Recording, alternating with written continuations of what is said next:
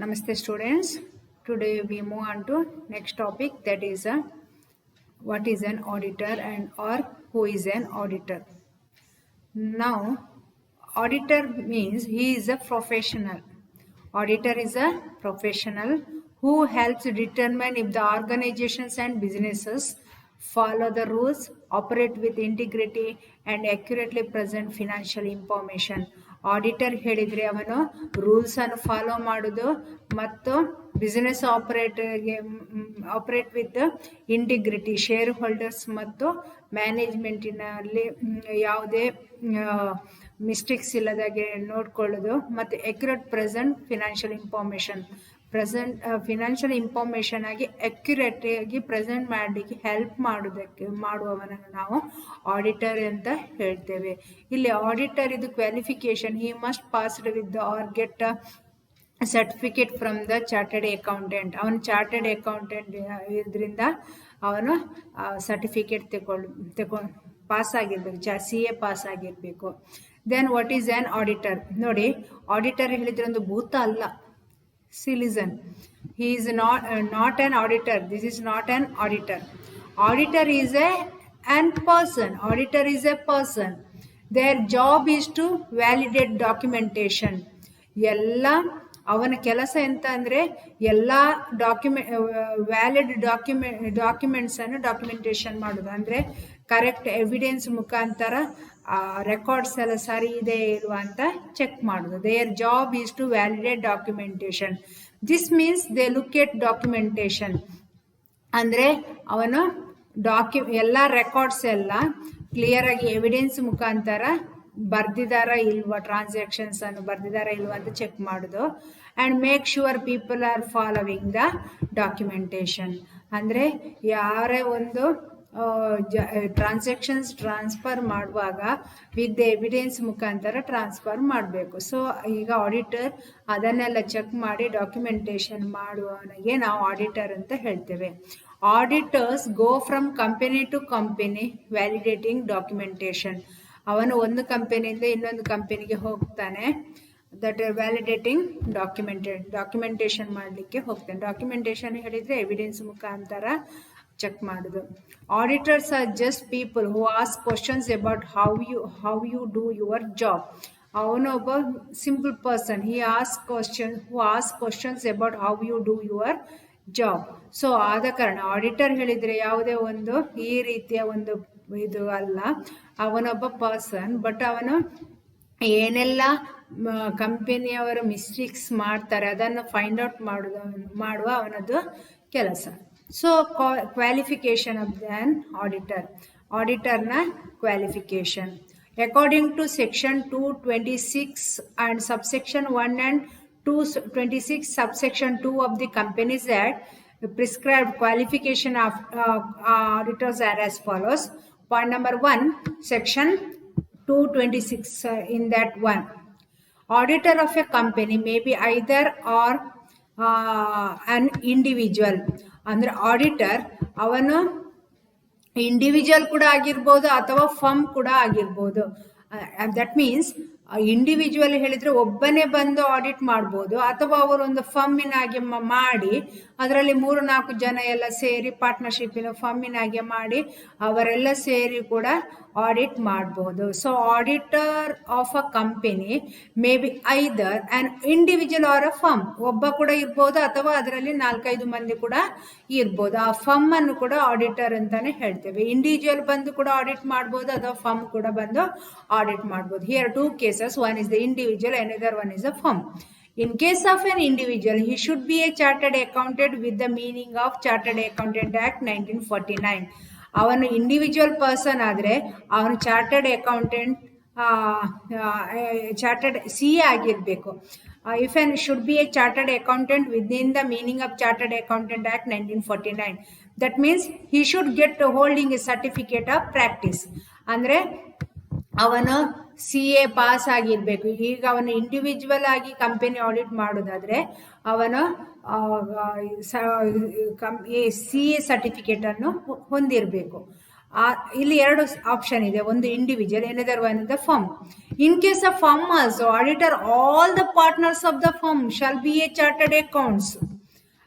ಎಲ್ಲ ಫರ್ಮಿನಲ್ಲಿ ಪಾರ್ಟ್ನರ್ಸ್ ಇರ್ತಾರಲ್ಲ ಅವರು ಎಲ್ಲರೂ ಕೂಡ chartered accounting, that is accounts practising in India with chartered accountant act of 1949. ಅಂದರೆ ಎಲ್ಲ ಪಾರ್ಟ್ನರ್ ಕೂಡ CA ಪಾಸ್ ಆಗಿರ್ಬೇಕು. They all the firm partners are holding a chartered accountant certificate. ಇಲ್ಲಿ ಎರಡು ಟೈಪ್ ಇದೆ, ಒಂದು individual and another one is the firm. Individual ಆದರೂ ಕೂಡ ಅವರು they also he should be holding the certificate of practice. If it is a group or firm also, there shall be a chartered accountant practicing in India within the Chartered Accountant Act of 1949. And then that is the Act section 226 subsection 1. Now the 226 subsection 2, ಅದು ಅವರು chartered accountant ಆಗಿರೋದು. Another one, ಈ person holding is certificate issued by A government, central government ಅವನ audit ಮಾಡ್ಬೋದು ಅಂತ certificate issue ಕೂಡ ಮಾಡಿದ್ರೆ ಅವನು ಕೂಡ ಯಾವುದೇ ಒಂದು ಕಂಪನಿಯ ಆಡಿಟ್ ಅನ್ನು ಮಾಡ್ಬೋದು. A person holding A certificate issued by A central government under the restricted state auditors rule prior to the enact of part number 3 state law 1951 can be a auditor of the company. ಅಂದ್ರೆ central government ಯಾರಿಗೆ certificate ಕೊಡ್ತದೆ ಇವನು audit ಮಾಡ್ಬೋದು, ಅವನು ಕೂಡ ಇಲ್ಲಿ audit ಮಾಡ್ಬೋದು. But central government in empower, central ಗವರ್ಮೆಂಟಿಗೆ ಎಂಪವರ್ ಇದೆ to frame rules relating to the granting, renewal, suspension or cancellation of such certificate. ಸೆಂಟ್ರಲ್ ಗವರ್ಮೆಂಟಿಗೆ ಆ ಪವರ್ ಇದೆ, ಯಾವಾಗ ಬೇಕಾದರೂ ಆ ಸರ್ಟಿಫಿಕೇಟನ್ನು ರಿನ್ಯೂವಲ್ ಮಾಡ್ಬೋದು, ಕ್ಯಾನ್ಸಲ್ ಮಾಡ್ಬೋದು, ಅಥವಾ suspension or cancellation of certificate. ಇಲ್ಲಿ ಸೆಂಟ್ರಲ್ ಗವರ್ಮೆಂಟ್ ಸೆಕ್ಷನ್ 226 ಸಬ್ಸೆಕ್ಷನ್ 2 ಅಲ್ಲಿ ಹೇಳ್ತದೆ, central government issues that certificate to the auditor. ಆವಾಗ ಅದನ್ನು ಯಾವಾಗ ಕೂಡ ಸೆಂಟ್ರಲ್ ಗವರ್ಮೆಂಟ್ ರಿನ್ಯೂವಲ್ ಕೂಡ ಮಾಡ್ಬೋದು, ಕ್ಯಾನ್ಸಲ್ ಕೂಡ ಮಾಡ್ಬೋದು. Then disqualification of the company auditor. According to the section 226 subsection 3 of the companies act, the following persons shall not be appointed as the auditor. A body corporate ಹೇಳಿದ್ರೆ company, firm ಅಥವಾ individual ಅಲ್ಲೇ auditor ಆಗಬಹುದು. But body corporate ಹೇಳಿದ್ರೆ a company cannot audit any other company. Firm audit ಮಾಡ್ಬೋದು, but company audit ಮಾಡ್ಲಿಕ್ಕೆ ಆಗೋದಿಲ್ಲ. A body corporate, a company cannot audit any other company or any officer or employee of the company. ಈಗ for example ಒಂದು A ಕಂಪನಿಯಲ್ಲಿ ಯಾರಾದರೂ officer ಅಥವಾ employee ಇದ್ರೆ ಅವರೇ ಆಡಿಟ್ ಮಾಡಲಿಕ್ಕೆ ಆಗೋದಿಲ್ಲ. Point number 3, a person who is either a partner or employee of an officer or employee of a company. A person who is either a partner or employee of officer, ಆಫೀಸರ್ನ partner ಆದರೆ ಅಥವಾ ಎಂಪ್ಲಾಯಿಯ partner ಆದರೆ ಆಗ ಅವರು ಕೂಡ ಕಂಪನಿಯ audit ಮಾಡಲಿಕ್ಕೆ ಆಗೋದಿಲ್ಲ. A person who is either a partner or a employee of an officer, ಎಂಪ್ಲಾಯಿಯ ಪಾರ್ಟ್ನರ್ ಆದರೆ or employee of the company employee ಆದರೂ ಕೂಡ ಅವನು ಕಂಪನಿ ಆಡಿಟ್ ಮಾಡಲಿಕ್ಕೆ ಆಗೋದಿಲ್ಲ. A person who has taken debt from the company for amount exceeding 1000. ಈಗ for example company A ಅಂತ ಇರ್ತದೆ, ಆ ಎ ಕಂಪನಿಯಿಂದ ಆಡಿಟರ್ 1000 ರೂಪೀಸಿಗಿಂತ ಜಾಸ್ತಿ ಎಲ್ಲಿಯಾದ್ರೂ ಡೆಟ್ ಇದ್ರೆ ಆಗ ಅವನು ಆ ಕಂಪನಿಯ ಆಡಿಟ್ ಮಾಡಲಿಕ್ಕೆ ಆಗೋದಿಲ್ಲ. A person who has taken debt from the company for amount exceeding ₹1000. Next one, a person who has taken guarantee of another person, who has taken a loan from company that is exceeding ₹1000. ಅಂದರೆ ಯಾರೇ ಒಂದು person means ಯಾರ್ auditor ಯಾರಿಗಾದ್ರೂ ಬೇರೆಯವರಿಗೆ guarantee ಕೊಟ್ಟರೆ 1000ಗಿಂತ ಜಾಸ್ತಿ loan ತಗೊಂಡು ಕಂಪನಿಯ ಲೋನ್ ತಗೊಳ್ಳಿಕ್ಕೆ ಅವನ ಗ್ಯಾರಂಟಿಗೆ ಸಿಗ್ನೇಚರ್ ಹಾಕಿದರೆ ಆಗ ಕೂಡ ಆ ಕಂಪನಿಯ ಆಡಿಟ್ ಮಾಡಲಿಕ್ಕೆ ಆಗೋದಿಲ್ಲ. A person who has taken guarantee of another person who has taken a loan exceeding ₹1000 from the company. Next one, a person who hold shares or debentures. ಯಾರೇ ಒಂದು ಆಡಿಟರ್ ಅವನು ಆ ಕಂಪನಿಯ ಶೇರ್ಸ್ ಮತ್ತೆ ಡಿಬೆಂಚರ್ ಹೋಲ್ಡರ್ ಆದ್ರೆ ಆಗ ಆ company audit ಮಾಡಲಿಕ್ಕೆ ಆಗೋದಿಲ್ಲ. A person who hold shares or debenture of the company cannot audit that company. A person who is disqualified for being appointed as the auditor of the company is automatically disqualified being the auditor of its holding or its subsidiary company. ಅಂದ್ರೆ ಈಗ auditor ಆಗಿರ್ತಾರೆ, ಆವಾಗ ಆಡಿಟರ್ನ ಕಂಪನಿಯ ಈಗ holding company ಅಥವಾ subsidiary ಕಂಪನಿಗೆ ಮತ್ತು ಆಡಿಟರ್ಗೆ ಯಾವುದಾದ್ರೂ ರಿಲೇಷನ್ ಇದ್ದರೆ ಆಗ ಅದು ಕೂಡ ಡಿಸ್ಕ್ವಾಲಿಫಿಕೇಶನ್ ಆಗ್ತದೆ. When A person is disqualified for being appointed as such auditor of a company is automatically disqualified for being auditor of its holding company or its auditor of holding company auditor ಅಥವಾ subsidiary company auditor or any other holding company ಆವಾಗ disqualify ಆಗ್ತಾರೆ. You understand no? ಈಗ ಎರಡು company ಇರ್ತದೆ, ಒಂದು holding company ಮತ್ತೊಂದು subsidiary company.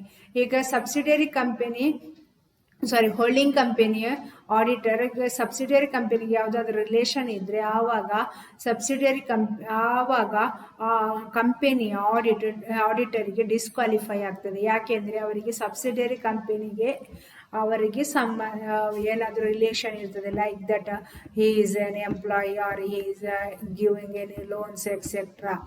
S, ಆದ ಕಾರಣ ಅವನು ಡಿಸ್ಕ್ವಾಲಿಫೈ ಆಗ್ತದೆ. Yes, these are the disqualification of the auditor. Point number 1, body corporate. Point number 2, employee of the company. Point number 3, either a partner or employee officer or employee of the company. Point number 4, debt received from the company. Point number 5, guarantee given to the another person. Point number 6, that is if any person who holds shares or debentures. And point number 5, that is 6, that is subsidiary ಮತ್ತು holding ಕಂಪನಿಗೆ ಏನಾದರೂ connect ಇದ್ದರೆ ಆವಾಗ auditor disqualify ಆಗ್ತದೆ. Then appointment of auditor as per company act procedures. Appointment of the first auditor. Appointment by ಈಗ company ಆಡಿಟರನ್ನು ಹೇಗೆ appointment ಮಾಡೋದು? ಪಾಯಿಂಟ್ ನಂಬರ್ ಫಸ್ಟಿಗೆ ನಾನು ಎಕ್ಸ್ಪ್ಲೈನ್ ಮಾಡಿದ್ದು ಕ್ವಾಲಿಫಿಕೇಷನ್ ಹೇಳಿದರೆ ಅವನಿಗೆ CA ಪಾಸ್ ಆಗಿರಬೇಕು ಮತ್ತು ಅವರು ಅಥವಾ ಸೆಂಟ್ರಲ್ ಗೌರ್ಮೆಂಟ್ ಅವರಿಗೆ ಸರ್ಟಿಫಿಕೇಟನ್ನು ಇಶ್ಯೂ ಮಾಡಿರಬೇಕು.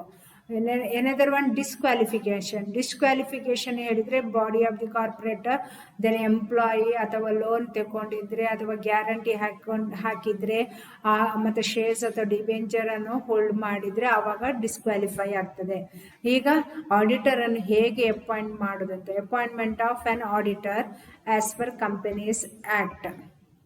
Yes, appointment of the first auditor, that is appointed by the board of director, appointed by the company at general meeting, etc. Yes, appointment of first auditor. ಈಗ company start ಆಗ್ತದಲ್ಲ ಆಗ first ಆಡಿಟರನ್ನು ಹೇಗೆ appointment ಮಾಡೋದಂತ. Appointment by the first auditor is appointed by the board of director. First ಆಡಿಟರನ್ನು general ಮೀಟಿಂಗಲ್ಲಿ appoint ಮಾಡೋದಲ್ಲ, ಯಾವಾಗಲೂ ಫಸ್ಟ್ ಆಡಿಟರನ್ನು ಬೋರ್ಡ್ ಆಫ್ ಡೈರೆಕ್ಟರ್ ಅಪಾಯಿಂಟ್ ಮಾಡ್ತಾನೆ. Within the 1 month of the date of the registration. ನಮ್ಮ ಈಗ ಕಂಪನಿ ರಿಜಿಸ್ಟ್ರೇಷನ್ ಆಗ್ತದಲ್ಲ ಅದರ 1 ತಿಂಗಳಿನ ಒಳಗೆ, within 1 month from the date of the registration of the company, the first auditor or auditors may be appointed by the board of directors. Once again, within 1 month from the date of the registration of the company, the auditor or auditors may be appointed by the board of directors. If company registration ಆದ 1 ತಿಂಗಳ ಒಳಗೆ board of directors ಆಡಿಟರನ್ನು appointment ಮಾಡ್ತಾರೆ. Point number 2, the first auditor may be remain in the office until the conclusion of the first general meeting. ಇವಾಗ first ಆಡಿಟರನ್ನು appointment ಮಾಡೋದು ಯಾರು? ಎಕ್ಸಾಮಿಗೆ ಈಗ ನಿಮಗೆ ticking ಅಲ್ಲ, ಫೈನಲ್ ಎಕ್ಸಾಮ್ ನಿಮಗೆ ಟಿಕ್ಕಿಂಗಿಗೆ ಬರ್ತದೆ, MCQ, ಅದರಲ್ಲಿ ಬರ್ಬೋದು ಫಸ್ಟ್ ಆಡಿಟರನ್ನು ಅಪಾಯಿಂಟ್ಮೆಂಟ್ ಮಾಡೋದು ಯಾರು ಅಂತ. First auditors R appointed by, may be appointed by the board of directors. The first auditors may be remain in office until the conclusion of the first general meeting, annual general meeting. ಈಗ ಫಸ್ಟಿಗೆ registration ಆದ 1 ತಿಂಗಳ ಒಳಗೆ board of director auditor ಅನ್ನು appointment ಮಾಡ್ತಾರೆ. ಇವಾಗ ಅವರ tenure ಎಲ್ಲಿ ತನಕ ಅಂತಂದ್ರೆ ಫಸ್ಟ್ AGM ಮೀಟಿಂಗ್ ಆಗುವ ತನಕ ಮಾತ್ರ. ಆ ಫಸ್ಟ್ AGM ಮೀಟಿಂಗ್ ಅಲ್ಲಿ ಅವರು ಕಂಪನಿ ಆಡಿಟರ್ ಅನ್ನು ಶೇರ್ ಹೋಲ್ಡರ್ಸೇ ಅಪಾಯಿಂಟ್ಮೆಂಟ್ ಮಾಡ್ತಾರೆ. ಅಲ್ಲಿ ತನಕ ಮಾತ್ರ ಬೋರ್ಡ್ ಆಫ್ ಡೈರೆಕ್ಟರ್ ಅಪಾಯಿಂಟ್ಮೆಂಟ್ ಮಾಡಿದ ಆಡಿಟರ್ಸ್ಗೆ ರೈಟ್ಸ್ ಇರೋದು. The first auditor may be remain in the office until the conclusion of the first general meeting. Companies amendment bill 2000 extended to the 3 months. ಆ bill company amendment bill 3003 ಅಲ್ಲಿ extend ಆಗಿದೆ, ಮತ್ತೆ ಕೂಡ 3 months ಮಾಡ್ಬೋದಂತೆ. ಫಸ್ಟಿಗೆ appointed by the board of director. Second one appointed by A company at a general meeting. ಫಸ್ಟಿಗೆ board of director ಅನ್ನು board of director first auditor ಅನ್ನು appointment ಮಾಡ್ತಾರೆ. ಅವನ ಟೆನ್ಯೂರ್ ಅಥವಾ ಅವನು ಎಲ್ಲಿ ತನಕ ಇರ್ತಾನೆ ಅಂತಂದ್ರೆ ಫಸ್ಟ್ AGM ಮೀಟಿಂಗ್ ಆಗೋ ತನಕ ಇರ್ತಾನೆ. ಈಗ second point, appointment by company at a general meeting. In case of first auditors are not appointed by the board of directors, the company may appoint the first auditor at a general meeting. ಈಗ first auditor ಅನ್ನು directors appointment ಮಾಡದಿದ್ರೆ ಆಗ direct ಆಗಿ first auditor ಅನ್ನು general body meeting ಅಲ್ಲಿ general body meeting ಅಲ್ಲಿ appointment ಮಾಡ್ತಾರೆ. Next point, that is appointed by the central government, appointed by auditors by a central government. The central government may appoint an auditor in the following situation. ಈ ಎಲ್ಲ situation ಅಲ್ಲಿ central government auditor ಅನ್ನು appointment ಮಾಡ್ತಾರೆ. When no auditor is appointed or reappointed in general body meeting. General body meeting ಅಲ್ಲಿ auditor ಅನ್ನು appointment ಮಾಡಲೇಬೇಕು. ಈಗ general body meeting ಅಲ್ಲಿ ಆಡಿಟರ್ ಅನ್ನು ಅಪಾಯಿಂಟ್ಮೆಂಟ್ ಮಾಡದಿದ್ರೆ then the central government have the right to appoint auditors. When no auditor is appointed or reappointed in a general body meeting, ಈ situation ಅಲ್ಲಿ central government appointment ಮಾಡ್ತದೆ. Second point, where a special resolution is required for the appointment of the auditors and the company fail to pass such resolution at the time of appointment. ಏನ್ ಗೊತ್ತಾ, ಕಂಪನಿಗೆ special resolution ಬೇಕಾಗ್ತದೆ. ಆ special resolution ಅಲ್ಲಿ auditor ಅನ್ನು appoint ಮಾಡಲಿಕ್ಕೆ failure ಆದ್ರೆ ಆಗ ಆ ಟೈಮಿಗೆ ಸೆಂಟ್ರಲ್ ಗವರ್ಮೆಂಟ್ ಆಡಿಟರ್ ಅನ್ನು ಅಪಾಯಿಂಟ್ಮೆಂಟ್ ಮಾಡ್ತದೆ. Where special resolution is required for appointment of the auditor ಅನ್ನು ಅಪಾಯಿಂಟ್ಮೆಂಟ್ ಮಾಡಲಿಕ್ಕೆ ಸ್ಪೆಷಲ್ ರೆಸೊಲ್ಯೂಷನ್ ಬೇಕು. ಆಗ company fail to pass such resolution at the time of appointment. At the time of appointment of the auditor, company fail to pass such a special resolution. In that places, in that time, central government appoint auditors. Point number 3, where the auditor is appointed at the contravention to the provision of the Companies Act.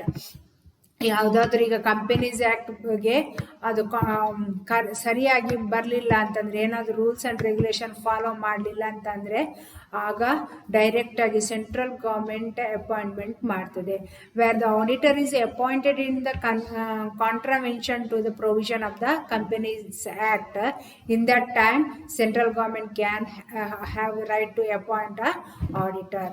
Next one, where the auditor appointed at the AGM has not accepted the appointment. ಈಗ AGM meeting ಆಗ್ತದೆ, ಆಗ ಅವರ appointment ಅನ್ನು auditor appointment ಅನ್ನು accept ಮಾಡದಿದ್ರೆ ಆಗ ಆ post vacancy ಆಗ್ತದೆ. ಆಗ ಆಡಿಟರ್ ಅನ್ನು ಸೆಂಟ್ರಲ್ ಗವರ್ಮೆಂಟ್ ಫಿಲ್ ಮಾಡ್ತದೆ.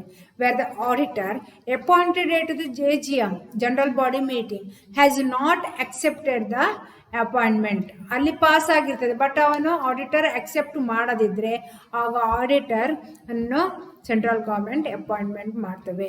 Where the appointment of the auditor at the AGM is void.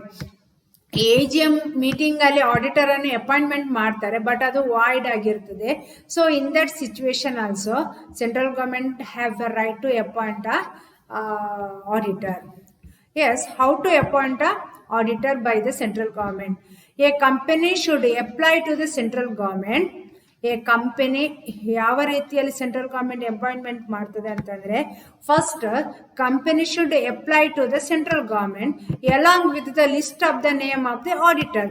ಈಗ ಎಲ್ಲಿಯಾದ್ರೂ ಈ ಎಲ್ಲ ಸಿಚುವೇಶನ್ ಅಲ್ಲಿ ಇಲ್ಲಿ 4-5 ಸಿಚುವೇಶನ್ ಕೊಡ್ತದಲ್ಲ, ಆ ಸಿಚುವೇಶನ್ ಅಲ್ಲಿ ಕಂಪನಿಯು ಆಡಿಟರ್ ಅನ್ನು ಅಪಾಯಿಂಟ್ಮೆಂಟ್ ಮಾಡ್ಲಿಕ್ಕೆ ಆಗದಿದ್ರೆ ಆವಾಗ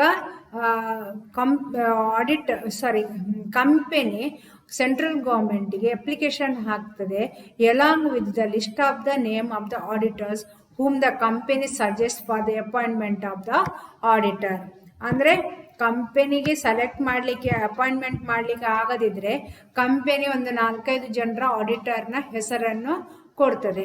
ಆವಾಗ central government after due consideration appoint the auditors. ಆಗ ಆಡಿಟರ್ ಅನ್ನು ಅದೇ ಆಡಿಟರ್ ಅನ್ನು ಸೆಂಟ್ರಲ್ ಗೌರ್ಮೆಂಟ್ ಅಪಾಯಿಂಟ್ಮೆಂಟ್ ಮಾಡ್ತದೆ. If the company failed to inform the central government about the situation mentioned above, ಇದು ಈ ಎಲ್ಲ ಸಿಚುವೇಶನ್ ಆಗುವಾಗ ಸೆಂಟ್ರಲ್ ಗೌರ್ಮೆಂಟಿಗೆ ಕಂಪನಿ ಹೇಳಬೇಕು. ಆ ನಂತರ ಒಂದು 4-5 ಆಡಿಟರ್ನ ಹೆಸರನ್ನು ಸೆಂಟ್ರಲ್ ಗೌರ್ಮೆಂಟಿಗೆ ಸಜೆಸ್ಟ್ ಮಾಡಿದ್ರೆ ಅದರಲ್ಲಿ ಒಬ್ಬರನ್ನು ಸೆಂಟ್ರಲ್ ಗೌರ್ಮೆಂಟ್ ಆಡಿಟರ್ ಆಗಿ ಅಪಾಯಿಂಟ್ಮೆಂಟ್ ಮಾಡ್ತದೆ. But if the company fail to inform to the central government about the situation mentioned above, the company and the officers in default are punishable within the extent of ₹500. ಅಂದ್ರೆ ಆ situation ಅನ್ನು ಕಂಪನಿಯು central ಗೌರ್ಮೆಂಟಿಗೆ ಹೇಳದಿದ್ರೆ ಆಗ ಅವರಿಗೆ punishment ಸಿಗ್ತದೆ ಮತ್ತು fine ₹500 fine ಹಾಕ್ತಾರೆ. ಅಂದರೆ ಯಾವುದೇ ಸಿಚುವೇಶನ್ ಅಲ್ಲಿ ಆಡಿಟರ್ ಅನ್ನು ಅಪಾಯಿಂಟ್ಮೆಂಟ್ ಮಾಡದಿದ್ರೆ ಆವಾಗ ಕಂಪನಿಯು ಸೆಂಟ್ರಲ್ ಗೌರ್ಮೆಂಟಿಗೆ ಹೇಳಬೇಕು, ನಾವು ಆಡಿಟರ್ ಅನ್ನು ಅಪಾಯಿಂಟ್ಮೆಂಟ್ ಮಾಡಲಿಕ್ಕೆ ಆಗಲಿಲ್ಲ, ನಮ್ಮಲ್ಲಿ 4-5 ಮಂದಿಯ ಹೆಸರಿನ ಲಿಸ್ಟ್ ಇದೆ, ಯಾರನ್ನಾದರೂ ಸೆಲೆಕ್ಟ್ ಮಾಡಿ ಅಂತ ಕಂಪನಿಯು ಸೆಂಟ್ರಲ್ ಗೌರ್ಮೆಂಟಿಗೆ ಹೇಳಬೇಕು. ಆವಾಗ ಅವರೇ ಅಪಾಯಿಂಟ್ಮೆಂಟ್ ಮಾಡ್ತಾರೆ. Next point, that is the removal of an auditor. Removal of an auditor. Auditor ಅನ್ನು ಯಾವಾಗೆಲ್ಲ ರಿಮೂವ್ ಮಾಡ್ಬೋದು ಅಂತ.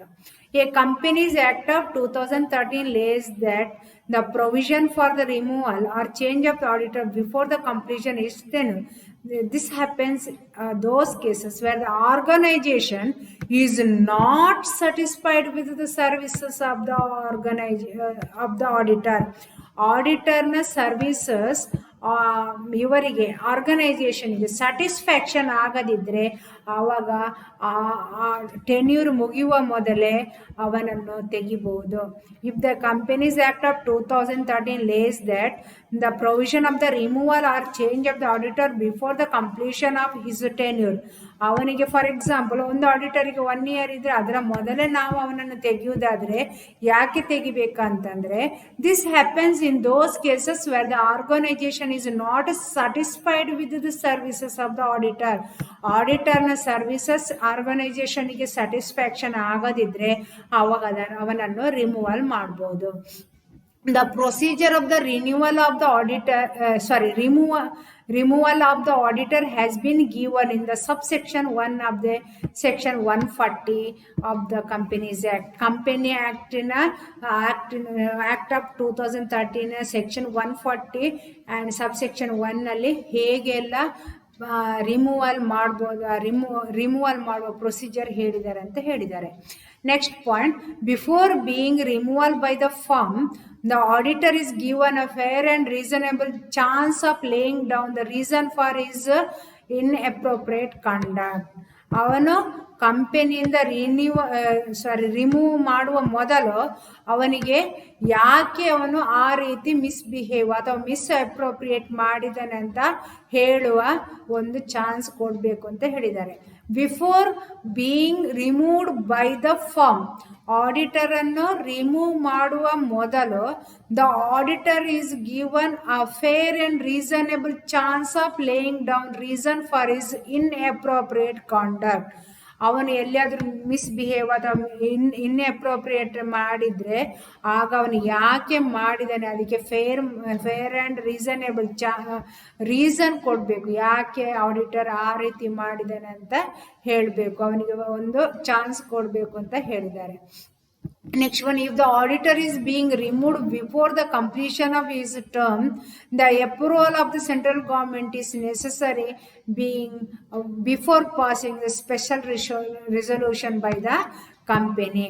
ರೀಸನಿಯ ಯಾವುದೇ ಒಂದು ಆಡಿಟರನ್ನು ಮಿಡಲಲ್ಲಿ ರಿಮೂವ್ ಮಾಡೋದಾದರೆ before the completion of his term, ಅಂದರೆ ಒಂದು ಆಡಿಟರನ್ನು 1 ಇಯರ್ಗೆ ಅಪಾಯಿಂಟ್ಮೆಂಟ್ ಮಾಡಿದರೆ 6 ಮಂತ್ ಆಗುವಾಗ ಅವನು ಬೇಡ ಅಂತ ನಾವು ರಿಮೂವಲ್ ಮಾಡೋದಾದರೆ ನಾವು ಸೆಂಟ್ರಲ್ ಗೌರ್ಮೆಂಟಿಂದ ಅಪ್ರೂವಲ್ ತಗೊಳ್ಬೇಕು. ನಾವು ಸ್ಪೆಷಲ್ ರೆಸೊಲ್ಯೂಷನ್ ಪಾಸ್ ಮಾಡ್ತಾ ಇದ್ದೇವೆ, ನಾವು ನಮ್ಮ ಕಂಪನಿಯ ಆಡಿಟರನ್ನು ರಿಮೂವ್ ಮಾಡ್ತಿದ್ದೇವೆ ಅಂತ ಹೇಳಿ ಮಾಡಲಿಕ್ಕೆ ಸ್ಪೆಷಲ್ ರೆಸೊಲ್ಯೂಷನ್ ಪಾಸ್ ಮಾಡಬೇಕಾದ್ರೆ ಸೆಂಟ್ರಲ್ ಗೌರ್ಮೆಂಟಿಂದ ಅಪ್ರೂವಲ್ ತಗೊಳ್ಬೇಕು. If the auditor is being removed before the completion of his term and approval of the central government is necessary before passing a special resolution by the company. Next point, that is the application to the central government has to be done in the form of ADT2 as the prescribed in Rule 7 of the Companies Rules of 2014. A prescribed is provided under the sections of the section 12 of the Companies.